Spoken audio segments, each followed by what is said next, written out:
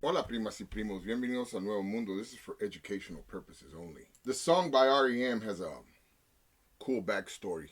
You have to check it out sometime about what's the frequency, Kenneth. But the other idea is what's the algorithm today and how does that affect what we're watching and what you're watching right now? The first thing we have to establish is the idea of privacy on the internet.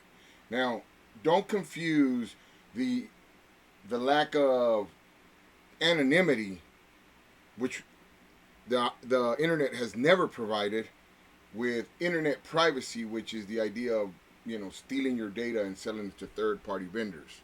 The code that you use to connect over phone lines and radio towers has never been anonymous or private.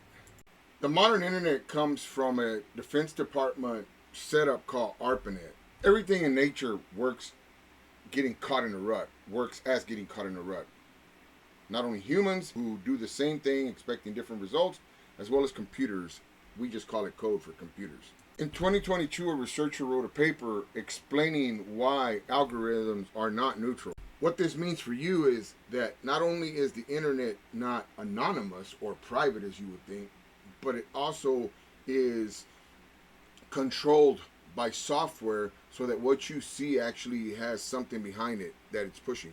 In a case called Gonzalez versus Google that went in front of the Supreme Court in February of last year, they were looking at the Section 230 of the Communications Decency Act. The story tries to lay out this idea, and one of the ideas that seems to come through is that Clarence Thomas was trying to understand if there was such a thing as a neutral algorithm. As Thomas was trying to sound like he knew what he was talking about, Elena Kagan came in and said these are not the 9 greatest experts on the internet. It is a fact that most people don't understand the difference between anonymity on the internet and the way that they're describing what is digital privacy. We got computers, we're tapping phone lines, know that that ain't love. Try to understand that the entire internet is the government spying on you and now allowing corporations to buy information on you so that they can sell you something back, and that algorithms are not neutral. They're actually designed in a way to push you towards a point of view that supports that kind of stuff, the government getting involved, or how government is good. All these things are being pushed. It's an agenda, and if you understand that from the gate, you're good.